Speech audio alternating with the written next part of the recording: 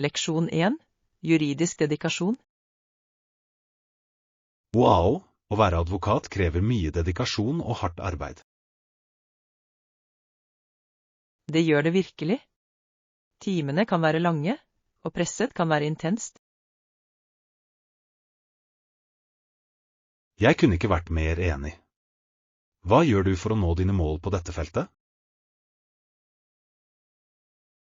Jeg fokuserer på å få praktisk erfaring gjennom praksisplasser og nettverksbygging. Det er en flott strategi. Å bygge forbindelser kan ofte åpne dører til nye muligheter. Ja. Jeg gjør det også et poeng å holde meg oppdatert på juridiske trender og viktige saker. Det er viktig.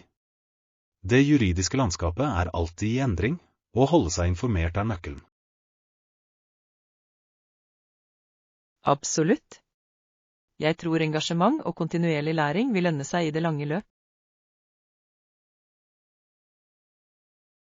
Jeg beundrer ditt engasjement. Jeg er sikker på at du vil oppnå store ting i karrieren din. Leksjon 2. Kulinarisk utforskning. Hvilken type mat serverer de på den nye restauranten? De spesialiserer seg på tradisjonell italiensk mat, og jeg har hørt fantastiske ting om det.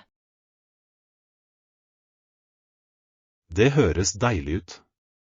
Jeg elsker italiensk mat. Den er så rik på smak og variasjon.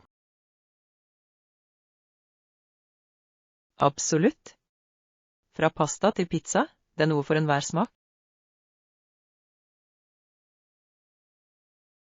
Ja. Jeg er spesielt glad i hjemmelaget pasta. Det er bare så trøstende. Jeg er enig. Og dessertene, som tiramisu og cannoli, er til å dø for. La oss planlegge og sjekke det ut denne helgen. Jeg er spent på å unne meg noen autentiske retter. Flott idé. Jeg kan ikke vente med å oppleve smakene fra Italia her. Det blir et morsomt kulinarisk eventyr. Leksjon 3. Sentimental verdi. Det skal jeg prøve. Hva med sentimentale ting? Jeg synes det er vanskelig å gi slipp på de. Jeg skjønner helt. Sentimentale gjenstander bærer ofte så mange minner med seg. Nøyaktig. Det er vanskelig å skille seg fra ting som har følelsesmessig betydning. Ja. Det er som å gi slipp på en del av fortiden din, noe som kan være veldig vanskelig. Jeg tror å finne en balanse er nøkkelen. Kanskje det er en god idé å beholde noen forkjære gjenstander. Absolutt. Det handler om å bevare minnet uten å bli overveldet av rot. Jeg lærer å sette pris på minnene uten å måtte beholde alt fysisk. Det er en sunn tankegang. Den lar deg verne om fortiden samtidig som det gir plass til nye opplevelser. Jeg er glad vi diskuterer dette. Det hjelper virkelig å dele disse tankene. Leksjon 4. Naturens underverker.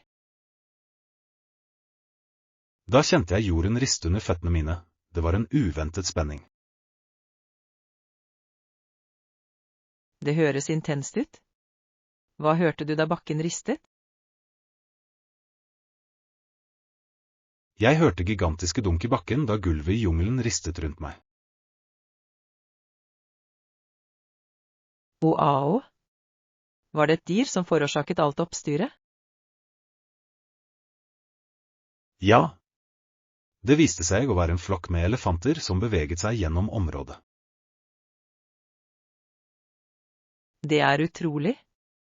Å se slike majestetiske skapninger i deres naturlige habitat må ha vært fryktinngytende. Det var det virkelig. Elefantenes kraft og ynde er noe du ikke glemmer. Jeg kan bare forestille meg. Å være i naturen, oppleve dens underverk er så spesielt. Jeg er enig. Det er øyeblikk som disse som minner oss om skjønnheten til planeten vår. Leksjon 5. Planetariske debatter. Noen forskere mener at Pluto egentlig ikke er en planet i det hele tatt. Det er et interessant perspektiv. Det vekker absolutt mange debatter i det vitenskapelige miljøet. Ja. De hevder at Plutos egenskaper ligner mer på asteroider enn på tradisjonelle planeter. Det har jeg også hørt. Det er fascinerende hvordan vår forståelse av solsystemet utvikler seg. Nøyaktig. Det som en gang ble ansett som en planet er nå klassifisert annerledes, noe som er utrolig. Jeg synes det er utrolig hvordan vitenskapen alltid oppdaterer og foredler teoriene sine. Ja. Det viser at kunnskap ikke er statisk. Det vokser etter hvert som vi lærer mer. Jeg lurer på hvilke andre funn som venter oss i fremtiden. Jeg også. Universet er fullt av mysterier som venter på å bli avdekket. Leksjon 6. Turstier. Det høres gøy ut. Kjenner du til noen gode turstier i nærheten? Ja, det er flere vakre stier som tilbyr fantastisk utsikt og en sjanse til å komme i kontakt med naturen.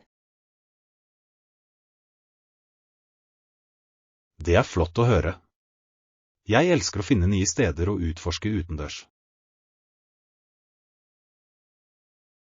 Absolutt. En sti fører til en pittoresk foss, som er en må se.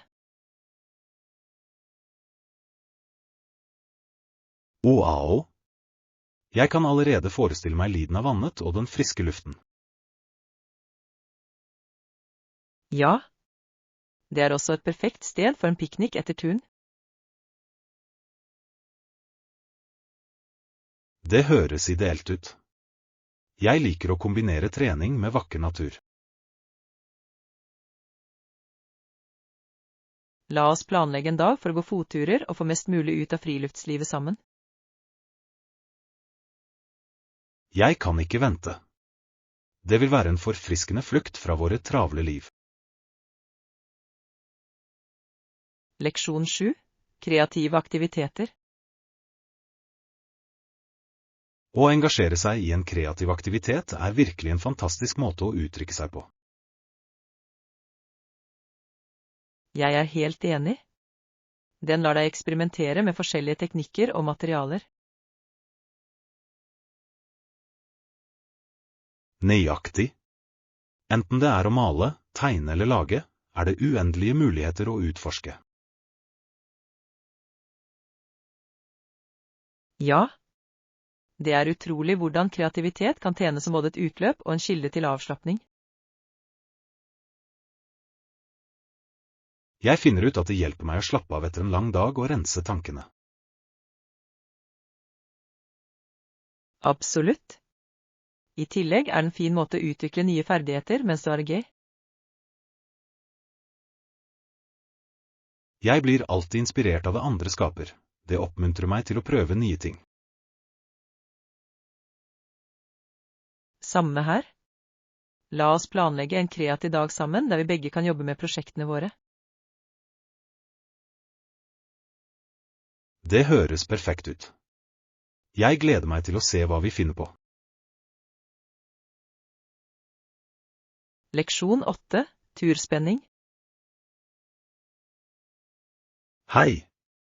Er du klar for turen vår? Ja, jeg er så spent. Fikk du ferdig pakket?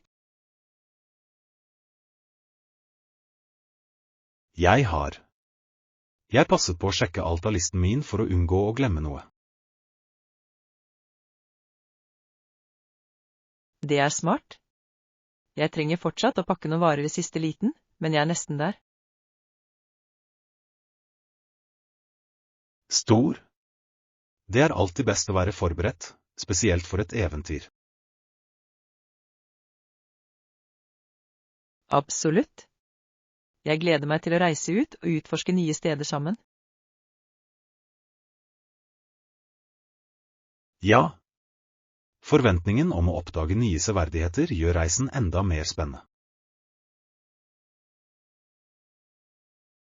Jeg er enig. La oss sørge for å ta mange bilder for å fange minnene våre. Definitivt. Denne turen kommer til å bli uforglemmelig. Leksjon 9. Fullføre planer. Jeg er enig. La oss ferdigstille planen og gjøre alt klart for vårt kommende arrangement. Det høres ut som en god idé. Å organisere alt på forhånd vil bidra til å sikre en jevn prosess. Nøyaktig. Jeg synes vi bør lage en sjekkliste for å dekke alle viktige detaljer. Ja. Det vil holde oss på sporet og sikre at ingenting slipper gjennom sprekkene. La oss dele opp oppgavene basert på hva vi hver især er best på for å gjøre det mer effektivt. Godt tenkt. Jeg håndterer gjerne dekorasjoner og invitasjoner. Perfekt. Da tar jeg meg av catering og logistikk. Stor. Ved å samarbeide kan vi gjøre dette arrangementet helt spesielt. Jeg er spent på å se at alt kommer sammen. Leksjon 10. Hjem-forbedringer. Har du noen forslag for å forbedre denne plassen? Ja, jeg tror å male veggene på nytt kan gjøre stor forskjell i den generelle atmosfæren. Jeg er enig. Et friskt strøk maling kan virkelig lyse opp et rom og gi det nytt liv. Nøyaktig. I tillegg kan du velge ny farge gjenspeile din personlighet og stil. Jeg elsker den ideen. Vi bør vurdere farger som skaper et varmt og innbydende miljø. Ja. Jeg tror myke nøytrale eller lyseblå farger kan fungere bra for en beroligende effekt. La oss samle noen malingsprøver og se hvilke farger som faller i smak hos oss. Det høres ut som et morsomt prosjekt. Jeg er spent på å forvandle denne plassen sammen. Jeg også. Det kommer til å føles som et helt nytt område når vi er ferdige. Leksjon 11. Texas Adventures. Den robuste skjønnheten i Texas med sine gressletter og ørkener tiltrekker seg mange turister hvert år.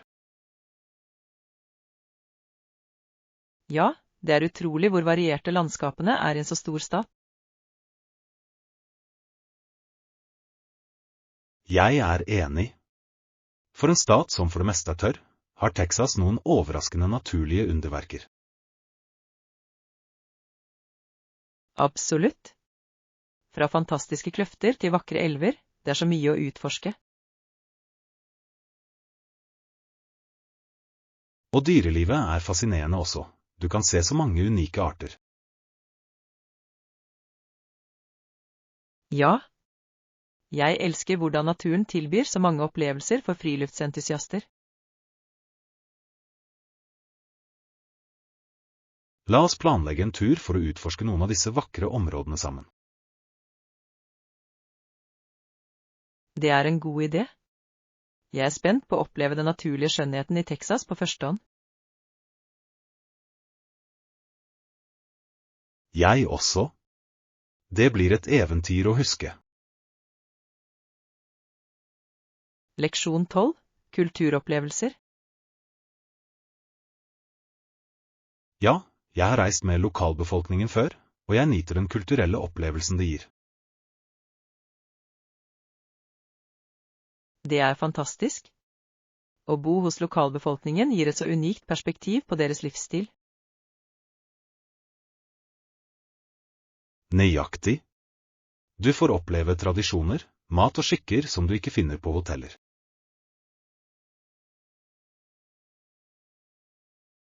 Jeg er helt enig. Det gjør reiseopplevelsen din mye mer berikende og minneverdig. I tillegg danner det ofte ekte forbindelser med mennesker som varer utover reisen din. Ja. Disse interaksjonene kan føre til vennskap og delte historier.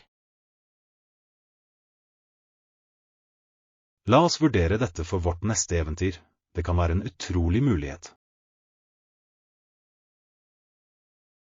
Jeg er alt for det. Å utforske en ny kultur gjennom lokale øyne høres fantastisk ut. Jeg gleder meg til å se hva vi oppdager sammen. Leksjon 13. Hageblomster.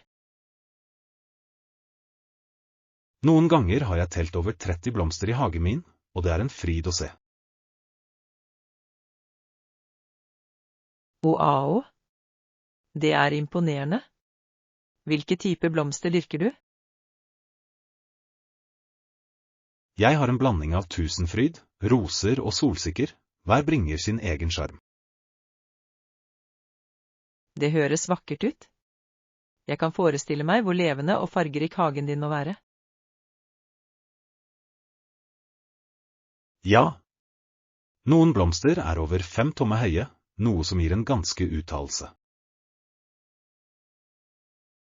Jeg elsker å se slik variasjon, det gir så mye liv til ethvert uterom. Nøyaktig.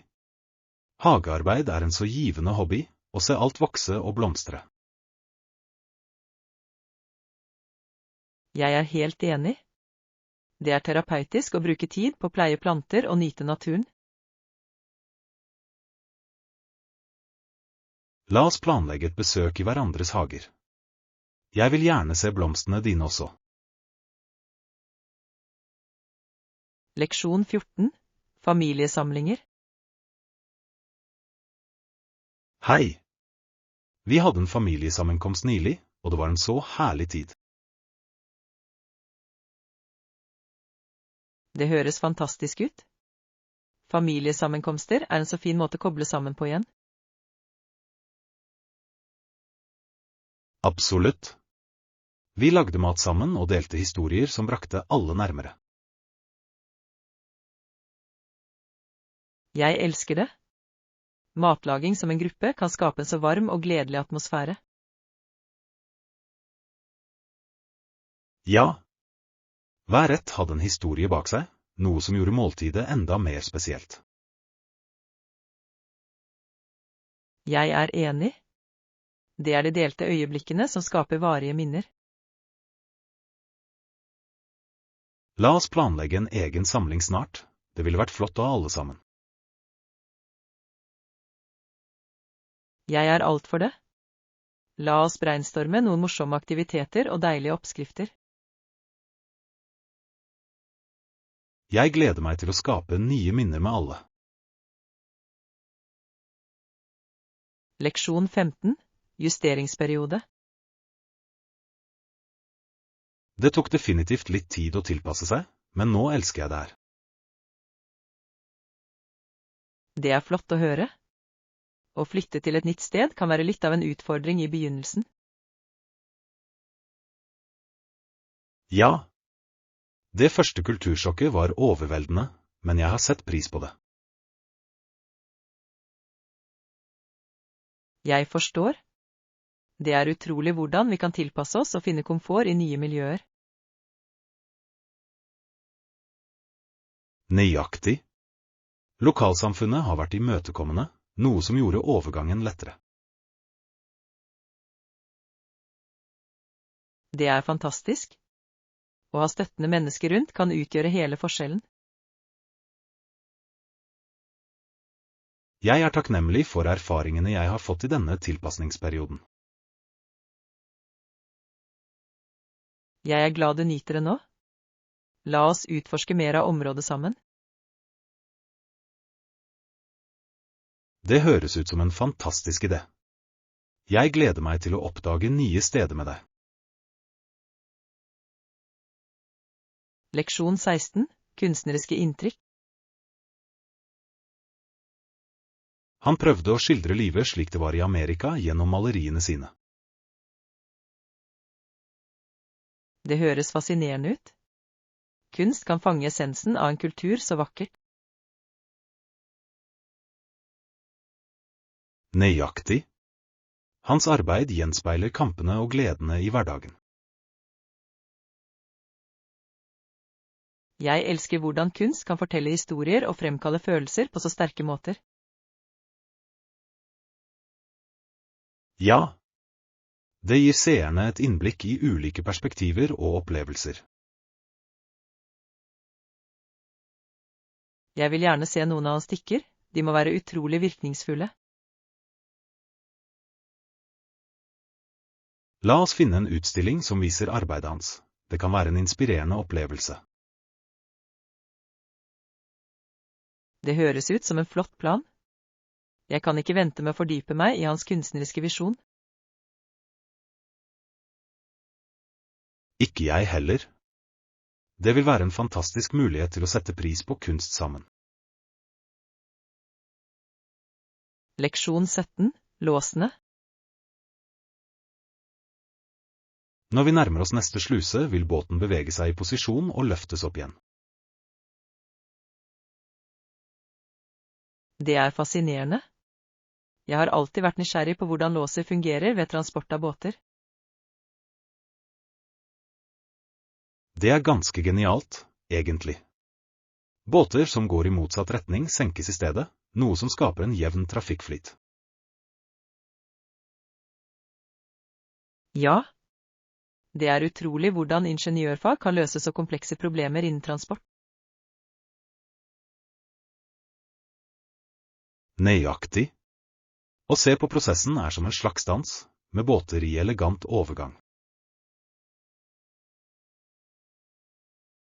Jeg elsker den analogien. Det gjør at hele opplevelsen føles enda mer spesiell og koordinert. La oss holde utkikk etter neste lås. Jeg gleder meg til å se mekanikken i aksjon. Absolutt. Det er en unik del av reisen som øker spenningen på turen vår. Jeg er glad vi opplever dette sammen. Det er øyeblikk som disse som gjør reisen minneverdig.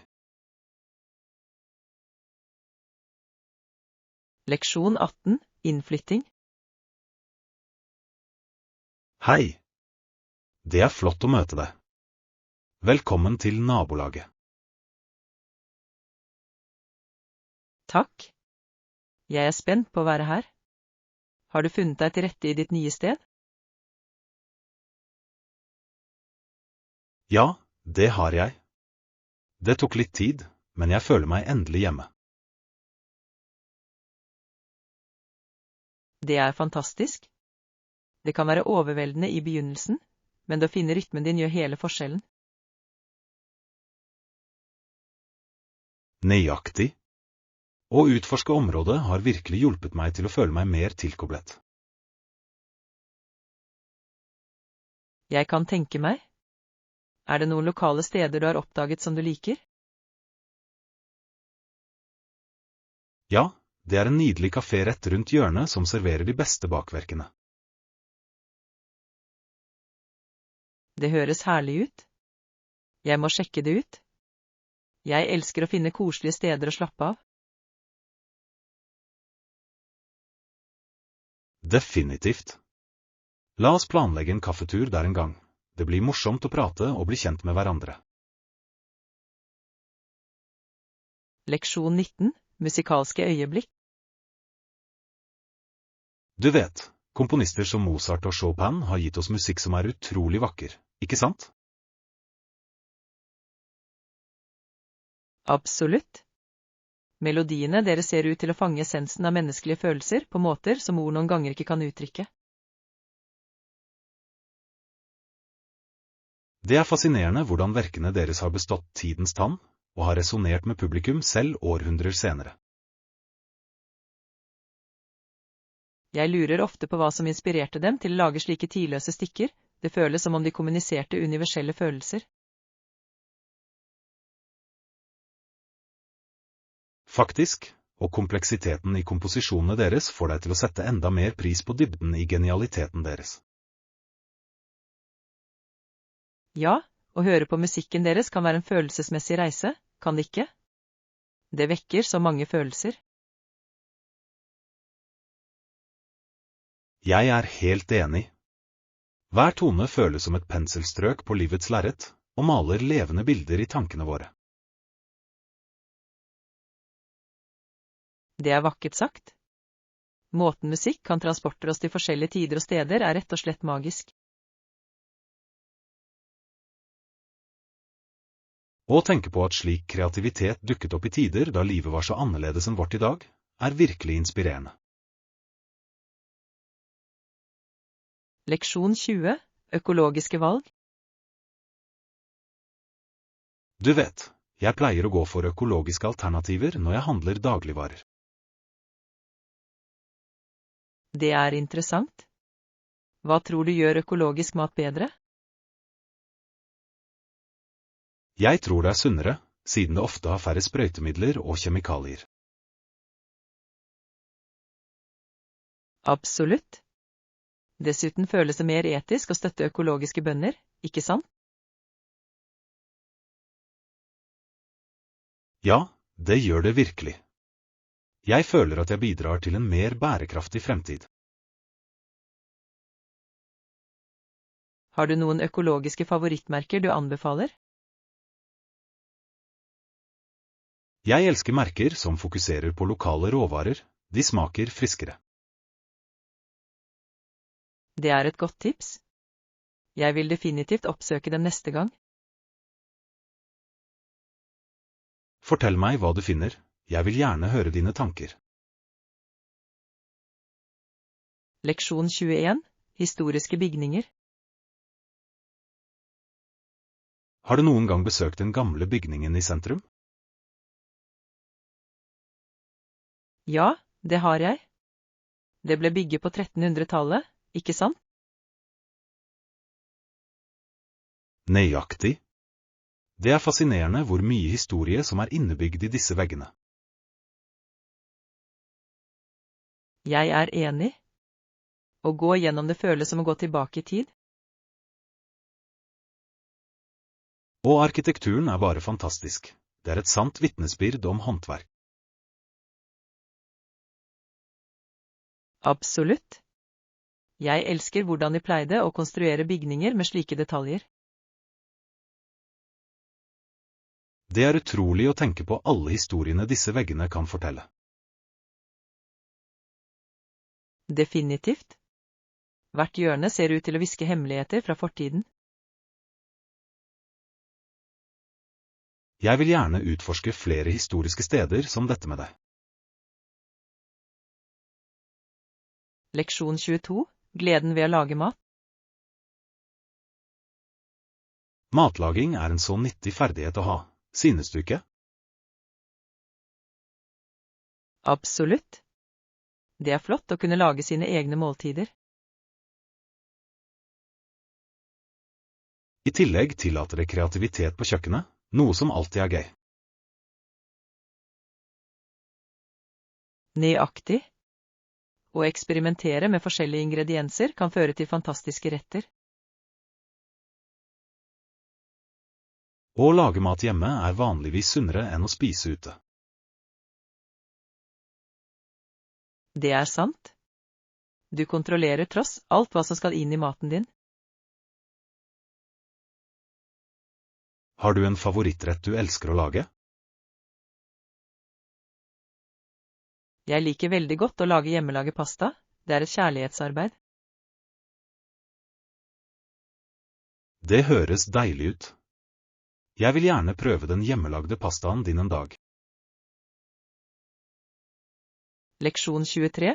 En sårt tiltrengt pause. Jeg tror det kommer til å bli en sårt tiltrengt pause fra hverdagen vår. Ja, jeg er helt enig. Noen ganger trenger vi bare koble av og slappe av.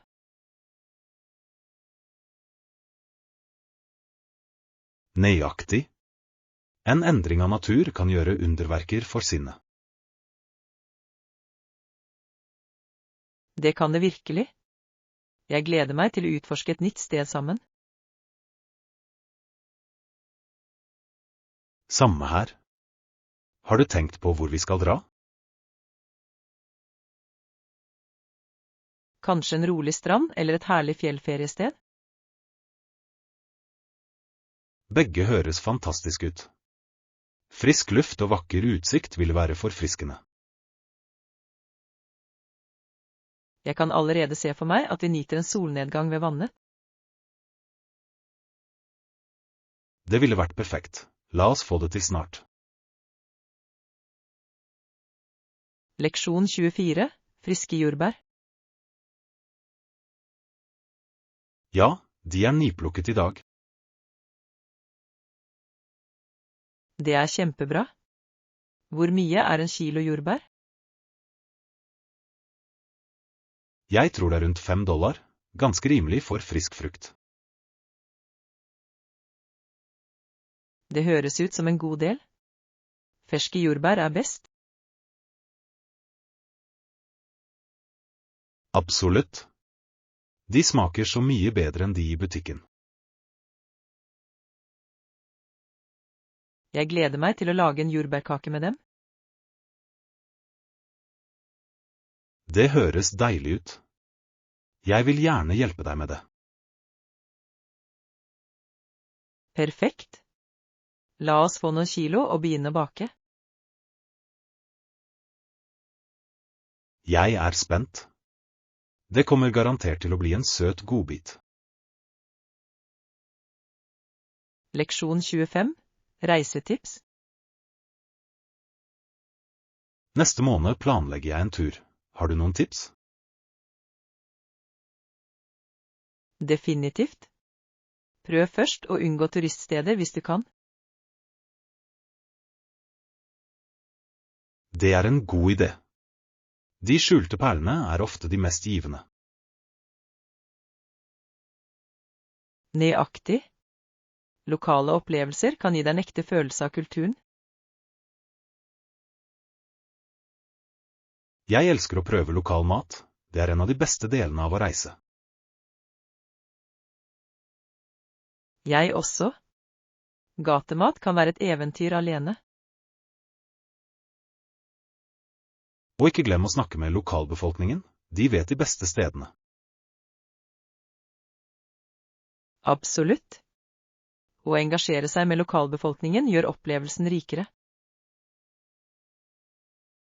Jeg skal ha det i bakhodet. Det høres ut som en plan. Leksjon 26. Rettferdighet for alle. Livet vårt er fylt med så mange utfordringer, og vi ønsker rettferdighet for alle mennesker.